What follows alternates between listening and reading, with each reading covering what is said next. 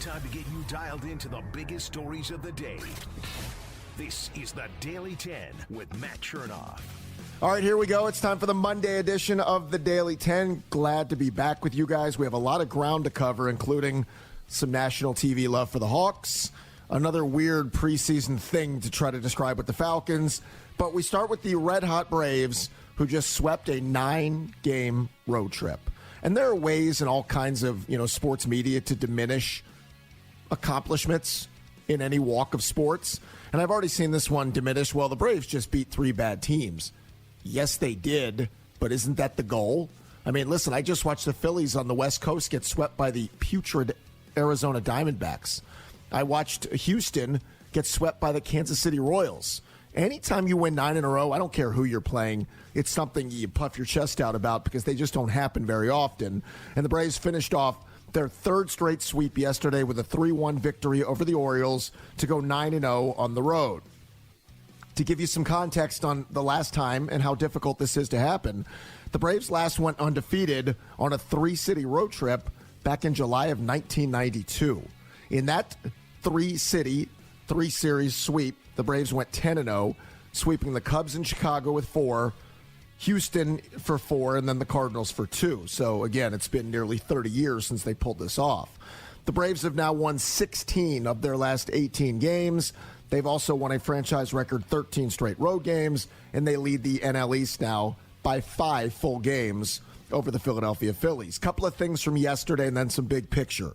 Tukey picked up his third win. Tukey Toussaint went 5 1/3, gave up a run, 3 walks, 5 Ks. Did a good job. Kind of kept the game where it is, manageable, while the Braves offense took a minute to kind of wake up and get going. And that happened with Jorge Soler hitting a solo home run to put the Braves on the board in the 4th. Braves added on when Adam Duvall came up with a 2-out, 2-run double to make it 3-0. That's really all they would need. So they won yesterday, won Saturday. The other big story from the weekend came on Friday night when Max Fried did his best Greg Maddux impression. The Braves beat the Orioles 3-0 on Friday night behind Max's 90-pitch, 4-hit complete game shutout. I saw this number from Sarah Langs, who said it was just the 7th shutout in 90 or fewer pitches by a Brave starter since pitch counts were first tracked in 1988. The others to do it, Greg Maddux did it 5 times, and Tom Glavine did it once. So we can say it's the 7th time. Maddux did it 5 of the 7 times. That's just how unbelievably efficient he was in those complete games that he used to throw back in the day. The other part of Friday night's story was Travis d'Arnaud, who had himself a big day. Signed the contract extension during the afternoon. Fresh off that contract extension, he had a 2-run homer in the win that night. And oh, by the way, his wife is about to have another child, so it's quite a 4 or 5 day span for the Braves starting catcher. Tonight, the Braves are back at it at home at Truist Park, looking for their 10th straight victory when they host the Yankees for the first of a quick 2-game series. Huascar Ynoa against Jordan Montgomery. Interestingly enough, the Yankees are also looking for their 10th straight victory. I wonder how many times that's ever happened, where 2 teams face off riding 9-game winning streaks with a chance to get to 10 tonight. One more note, the Braves will be facing Jordan Montgomery, the first of 2 lefties that the Yankees will throw at the Braves.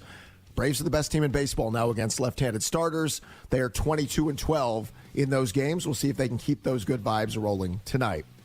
I will remind you we're brought to you by the Daily Draft in downtown Woodstock on Main Street.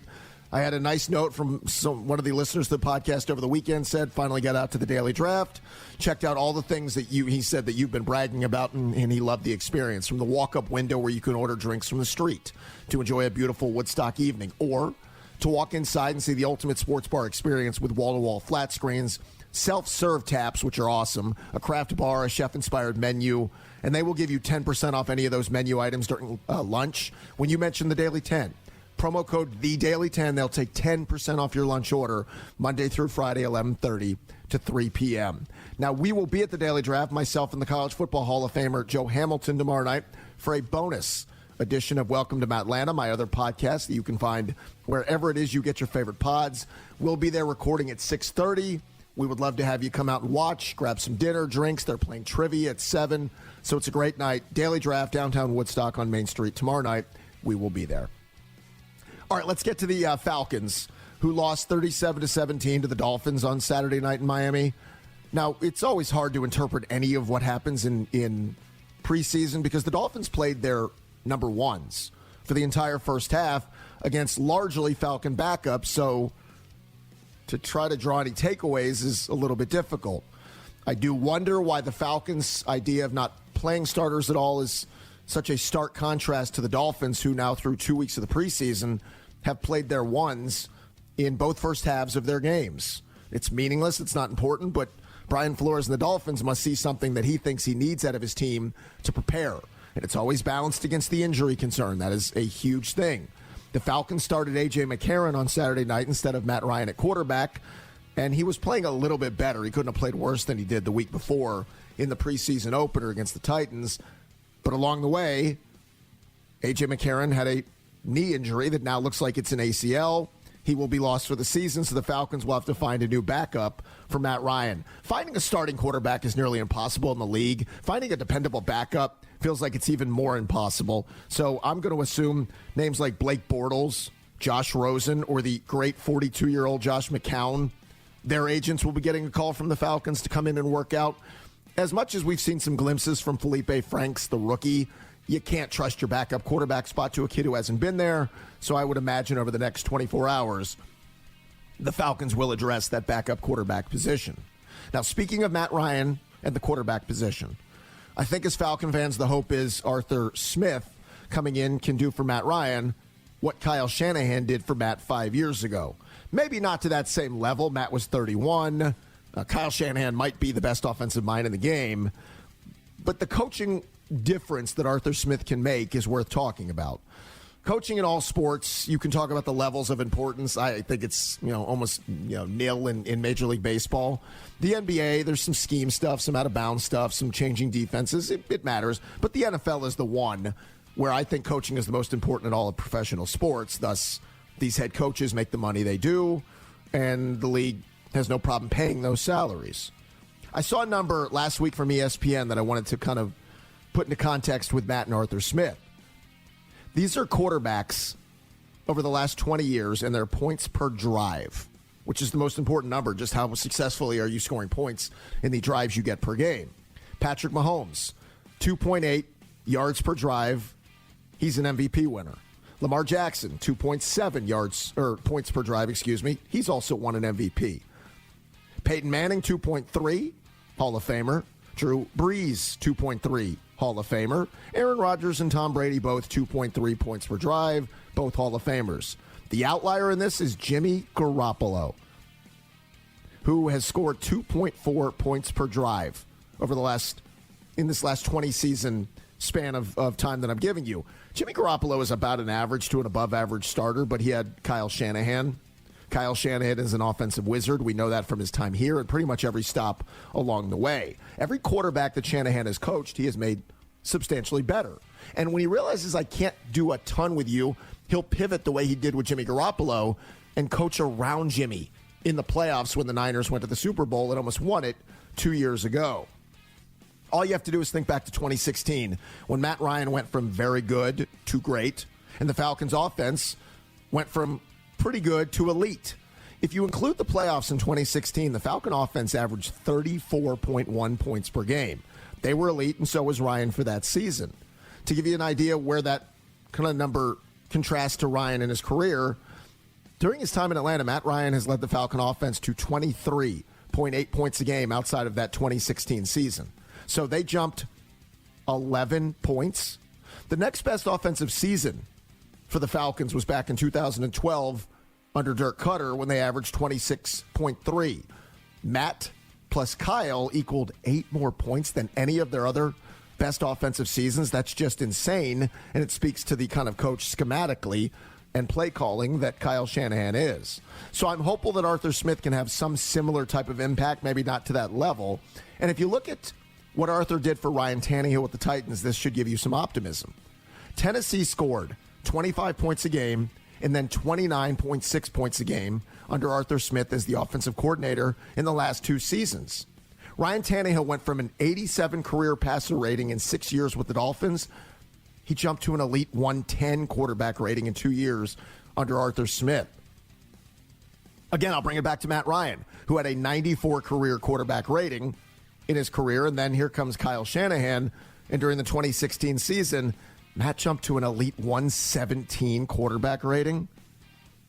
So you see some similarities here. Like Ryan Tannehill, in his last 2 years, where he only started 26 games playing for Arthur Smith, threw 55 touchdowns with only 13 interceptions. Again, that's nuts. Like Matt Ryan went from a guy who averaged about 26 touchdowns a season and then jumped to 38 touchdowns in 2016 under Shanny. If you want to know what these offensive wizards can do and why coaching matters, these are two examples. There are 3 or 4 or 5 of these elite guys in the league. Sean Payton, Sean McVay, Andy Reid, and Kyle Shanahan. Now, there are others, but that foursome I just gave you have been really elite for a really long time. And now we're going to find out what Sean Payton's going to be able to do with Jameis Winston in New Orleans, or Sean McVay with Matt Stafford in L.A., but Kyle Shanahan took Jimmy G along for a Super Bowl ride 2 years ago, and Arthur Smith made Ryan Tannehill a top 10 quarterback. Coaching matters in this league more than it ever has and more than any other sport around. All right, one final note. We learned on Friday, the Atlanta Hawks, when their schedule came out, they will appear on national television 19 times. I thought they would get to about 10 or 11, but 19 national TV opportunities to watch Trae Young, one of the more exciting young teams in the NBA, and a team that the networks feel is must watch. Christmas Day with the Knicks, opening Thursday night with the Mavericks. Here's the breakdown. 9 games for the Hawks on ESPN, 4 games on TNT, 1 on ABC, and then there will be 5 others on NBA TV. That's a good look at a young team around the nation, and that's how you get more talk, more buzz, more eyes on you than just what we get with the local opportunities. It's a big deal for that franchise and their brand. The Hawks will open their season this way. Thursday, October 21st with the Mavericks on TNT. 2 nights later at Cleveland. Back home on the 25th of October against Detroit. 2 nights later at New Orleans on ESPN against Zion. And then the following night, Thursday, October 28th at Washington. Doesn't that smell like a 4-1 or 5-0 to you? Maybe we'll play the win-loss game when it comes to the schedule at some point in the future. We're brought to you by the Daily Draft, downtown Woodstock. Go have lunch there today. They'll take 10% off your lunch order when you mention the Daily 10. And we'll be doing a live podcast there tomorrow night, 6:30. Myself and the College Football Hall of Famer Joe Hamilton, downtown Woodstock, Main Street. Come see us. Hang out at 6:30 tomorrow night. I'll be on the radio on 680 The Fan this afternoon. We're back again tomorrow for the next edition of the Daily 10. Subscribe to the Daily 10 now and get the latest breaking news and biggest stories of the day every morning. Get more at 680thefan.com or subscribe on Apple Podcasts, Google, or wherever you get your favorite shows.